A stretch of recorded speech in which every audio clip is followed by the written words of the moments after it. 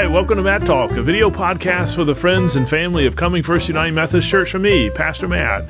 Well, today is Wednesday, May the 7th, and today is episode number 125 of Matt Talk. Thank you so much for taking time to tune in.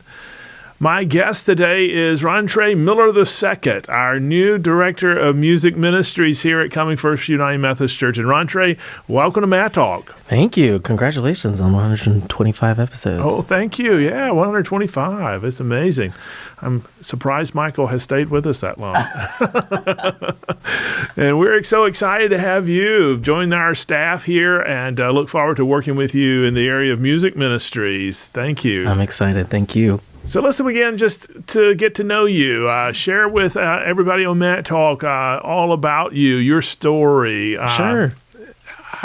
What you think you would want people to know about you. Sure, yeah. So I've started singing in church. Both of my parents were choir directors. I was born in California, so I sang at a Baptist church there for several years. Okay, up until we moved. Depends on why. Some people are like, "Wow, California." Well, I was just picking up on the Baptist part. Well, stay tuned, right? So, Baptist moved here. We stayed at a Baptist church for a few more years until my aunt and uncle, they started a church. And they were non-denominational. So sang there for a bit. That's when I really started, coming in and singing and writing and all that type of stuff, and went on into high school, discovered opera. Ooh. That was my first time hearing an opera singer, and I was obsessed with that. So I continued doing that and practicing, and my parents were very supportive, so they put me in all types of different lessons, and I was able to go to college and study it some more. Yeah. And continue doing that. And now I teach. I went back to school for choral conducting. My mentor, Dr. Joseph, she really was instrumental in me, coming back and continuing my education. So I'm so grateful for her because my life has truly changed since going back. So super. I'm able to teach and still sing as much as I can. Yeah. Well, we'll talk about that some more. But first of all, share with us your faith journey. What's your faith journey been? Yeah. So, again, started Baptist. And was non-denominational from maybe 10 to 18. And then once I got to college, I discovered that staff singing was a way for me to still continue to worship, but also be able to support myself in college. So I started as Presbyterian, moved to another Baptist church, went back to Presbyterian, and now I've been United Methodist for the past 3 years. Okay. So, and you've been at Peachtree Road United Methodist Church. Yes. Singing in their choir. That was the first United Methodist church that I was a part of for a couple of years, yeah. You were there 2 or 3 years? 2 years. 2 years. Yeah. Okay. It was 2 years this year. All right. Super. Yeah, well, it's been awesome. Don't mean to steal you away from them, but we are so glad you're here. No, I'm so grateful to be here. Yeah. Well, tell us also a little bit, you have some, but tell us more about your educational journey and how what you have learned you will bring to this position. Yeah. So I have a bit of, I won't say an odd story. It's different. I studied, opera in undergrad, and I graduated in 2020. So, and that was from where? From Georgia State. I'm a Georgia State alum all the way. But I graduated in 2020. So, we all know what happened in 2020. Everything was shut down. So singing was, one of the first things they decided to shut down. So I had to figure out what I was going to do. And so I fell into teaching, fell in love with it, and tried to figure out how can I do both? How can I, sing or work with singers and still be able to teach? So chorus was the natural answer to that question. And, I spoke to my mentor, Dr. Joseph, about it, and she, told me about the choral conducting program at Georgia State. So went there, fell in love with it even more. And now that's been one of my main focuses, is being able to teach and sing, or to teach singing. Yeah. So were you ever a teacher, like in the school system? Or? Yes. So, I taught privately, and I taught early education, early learning, so preschool all the way into third grade. Gotcha. That was my very first teaching experience, and it was great. And we did a lot of school age teaching at the time. They did a lot of hybrid teaching because of COVID. Right. So I, tutored mostly then, instead of making a lot of lesson plans, I was able to help them figure out online learning, which trying to teach a third grader how to, stay focused and watch a video was a lot of work. Yeah, I bet. Well, you've talked a lot about Dr. Joseph, and she was obviously very influential in your life, a professor of yours at Georgia State, and she wrote a glowing recommendation for you. So she was a big part of why we were very interested in you, because her letter of recommendation was just out of this world. So make me want to find it and read it now. yes. She was great with that. That's awesome. No, I mean, truly, she's shown me. I've toured with her overseas twice now, and just the experience, what I've learned from her as a vocalist, but also as a teacher, has just been incredible. And I still use many of the things that she has taught me to this day. And you served under her as an intern kind of at First Presbyterian in Atlanta, right? Yes, at First Pres, and in my undergrad, I was a choral intern as well. So I've been in choir for so many years. And so Dr. Joseph is on staff at First Pres? Yeah, or she was? She was. I'm not sure if she is now. It's been some years. When you were there. And so what are some of the things that you did at First Pres as an intern under her? Yeah, so first I taught the handbell choir. That was fun. I don't think she was a part of the handbell choir, but that was just something that was reputable for me. That was new for me that I really liked. Another really cool thing was I was able to run some of the instrumental rehearsals. They have an orchestra there. Gotcha. So I was able to run some of those rehearsals, which was very scary. very different than choir. I mean, you're not focusing on text, so you're really telling a story and having to take apart the music and really break it down into chunks that I could understand as a vocalist was a challenge, but it was great. It taught me how to really dive into music in different ways and different art forms and stuff like that. And of course, run some of the chancel choir rehearsals. I worked with Dr. Barrow, who is he was, now he has a really cool position at the UGA with the choirs. He's the director of choral activities at UGA. Oh, wow. So which is her husband. So I worked with him more there than I did with her. I worked with her more at Georgia State. And gotcha. Stuff like that. So speaking of orchestra, do you play any instrument, or are you into any instrument, or is the only instrument you have your voice? So, the only instrument that I think I am very confident to just get up and use is my voice, yes. But I would say I'm very mediocre piano player. And I'm recently gotten into the bass, but not the upright bass, the electric bass. The electric bass. Oh, okay. For whatever that's worth. Gloria Dei, I'm coming to participate. Gonna fill in. I'm trying to fill in, trying to be a fill-in for that service. So I try to stay learning, some type of instrument. Sure. Good. So tell me about what motivated you to apply for the Director of Music Ministries at Coming First United Methodist Church? What was it that drew your attention or that pulled you here? I'll be honest and say it was because I was afraid to apply for a long time, because with a lot of the directors that I had the pleasure of working under, UGA, Dr. Barrow, these are people that have very dense resumes and have worked with such, astounding choirs. And so at first I was nervous because I was still very new to certain aspects of just choral singing. So I did more, but I knew this was something I wanted to do. I knew this was something that I've been training to do for so many years. I went to school. I put in the time and the practice to be prepared for this type of position. So I just decided, you know what? I'm going to not stand in my own way and do some research on the church first. And I saw that this was a very progressive and open church, and I have family members that live in the area, so I knew that this was a community that appreciated the arts. So I just was like, what a better this I have to at least try. Yeah. I have to at least try. I have the education experience. I'm a go-getter. I'm, open to learn so many things. I teach barbershop chorus and elementary music, which was new to me for the past couple of years, and fall in love with that. So I just decided to not hold myself back and trust that I have the training and everything that I need in order to do the job.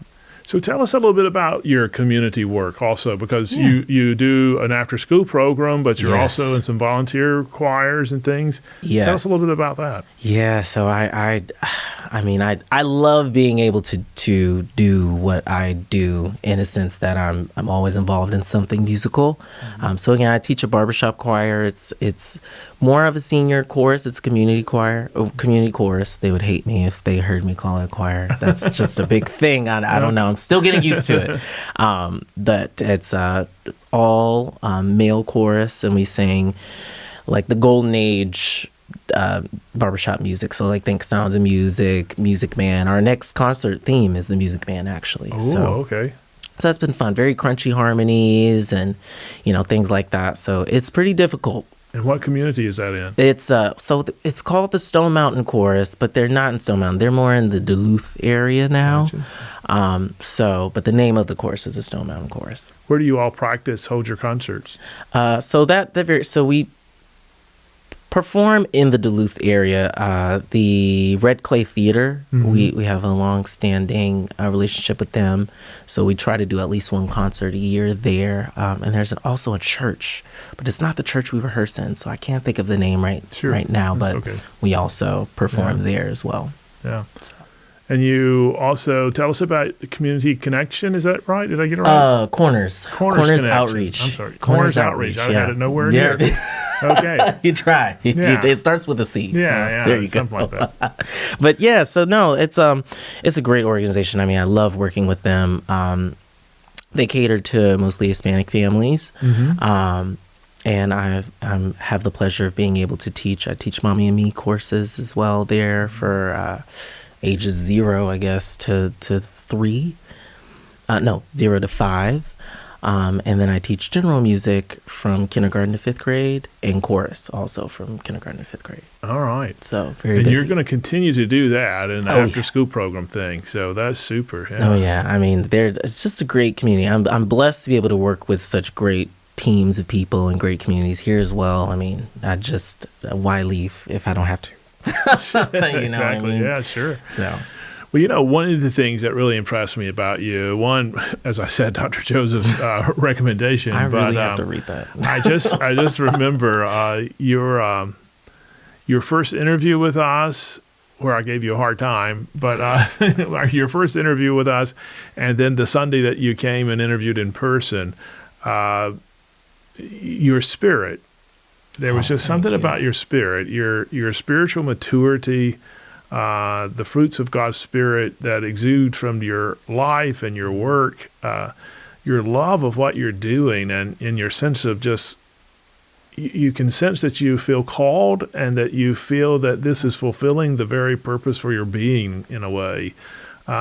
Is that correct? Or what would you say about that observation? I mean, that's Christianity and music have been intertwined for me, because that's always been my way of experiencing the spirituality that I think we all strive to experience when we worship in general. So, growing up, starting my musical journey within the church, and learning how to program, or why does my parent pick this song? Why do they really like this song? What is it about this song that really gets people excited for worship? I mean, that's just been something I think I've internalized at a very young age. So I bring that to every musical, even if it's, just opera, or I'm singing an aria for school. I try to incorporate that into everything that I do. And like you said, I mean, music is just a part of me. I feel like that is my gift, and that is something that God has blessed me with, and I just want to share that and reach people in that way. I definitely think He gave me this gift to share, and to bring people closer to Him in whatever way that is, whether it's in a barbershop or teaching, elementary music and worship. I mean, I've been staff singing for 10 years. So that's always been a worship element in my life. Yeah. So, being able to continue that in this way, in such in a leadership position I don't take it lightly at all. Yeah, talk more about that. About how do you sense personally that music enhances worship, and what's the difference of when music is enhancing worship or when music is just performance and entertainment? Yeah, that's a good question. I think what I've always been taught in college is that we're always telling a story, right? The great music or music like Mozart, Bach, in that period of time, it's always telling some type of story or supposed to share some type of emotion. So the way that I have drawn a nexus to worship through that is there is a message, right? There's a message in everything. There's a message in the sermon. There's a message within the verses that you pick. So the purpose of music in worship is to enhance said message. And if it is not doing that, then it becomes more performative, because it's like, what is the, you're taking me out of the spirit of our theme today or what I need to hear. And I mean, there's been countless times where I have heard sermons that I felt were for me, like, oh, I needed to hear this today. So being a musically inclined person, if there was an anthem that followed that sermon in that way, to me, that would enhance the spiritual experience that I would have. So I think that is important to do. There should always be some type of connection to message and music. Yeah. Right. Yeah, and the message always pointing towards God. Correct. And rather than look at me and what exactly. talent I have and how great I am. Listen to how hard this song is or how impressive this is. And yet I still conquered it. And that I still did it, or, or look at how many vocal things I can do. It's like, okay, that's great. That's great. Maybe somewhere else. Yeah. It's not all about you. No, it's not. Truly. And that's hard for some people to understand. It's hard for all of us, whether we're in music or not. It's, to remember that we're here for God, that we're here to worship God, and that it's not about us. And, am I pleased or did I like that? Well, it wasn't for you. Yeah. Right. The humility of it all. Yeah, exactly. Well, I know it's still early, but tell me about your first impressions of Coming First United Methodist Church. What have you seen that made you laugh? What have you seen that impressed you? What did you see that thought, oh my goodness, tell me your first impressions, and then share with me, what's your dream and vision? Yeah. You're here on staff now. Where are you going to take it? And again, that may change since you've only been here a week later, but just your first impressions of dreams and visions. Yeah. Oh, that's. I will say that is a loaded question, because it's kind of like, I know this isn't exactly what it is, but it's like, here's $1 million, make whatever you want to happen. And of course, that's not what I guess what I mean is there's so much music, there's so many instruments, the community is so supportive. And again, this is an area that appreciates the arts and that appreciates, beautiful music, or, that being a part of the worship service. So that level of support is just, I can't even think of like the possibilities or the things that I would like to do, and of course, again, this is still somewhat new for me in the church worship sense. I'm so used to being in the loft or in the choir or singing a solo here and there, but now it's like, oh, I have to pick. I get to pick the solos. I get to pick the anthems. Yeah. So I'm excited to just see what we can do, to see, to take risks in a sense that, we can try some harder things. We can try, even weaving like some instrumentalists and making something really beautiful happen. Yeah. And really enhance, reach people in a way that, may have been done before and has worked and continue to do those things, or we may have not experienced, yet, or, be able to sing things that maybe we haven't been able to sing because there's new choir members that are joining or that are interested in singing. Shameless plug. So I can't even tell you what my dreams of here are yet, just because of course it's been new. Sure, and I can't. I haven't fully grasped the potential. Right. But I will say what I've experienced that I love about here is the community and the support, even, with just staff. I think I said last week that I was like, this is the best first day ever at any job. I mean, the people are just so supportive, and it's like, ask me questions. And, I'm just so open to do so many things. Like, I know the children's ministry, they want to do some musical things. Our high school staff, singers, they are interested in doing some 9 o'clock services or playing instruments, or, so I'm discovering so much talent that exists here that makes it that pushes the bar even further the more that I think about it. 'Cause I'm like, oh, there's really so many things we can do here. And the facility is beautiful. And even with high schoolers and, community members that are bringing their middle schoolers. I met a couple of middle school teachers yesterday that are like, let us know. We would love to be a part of things that are happening at the church. So this is very different and new for me. And the elementary school concert the other night with those 4 elementary schools, 365 kids in the choir.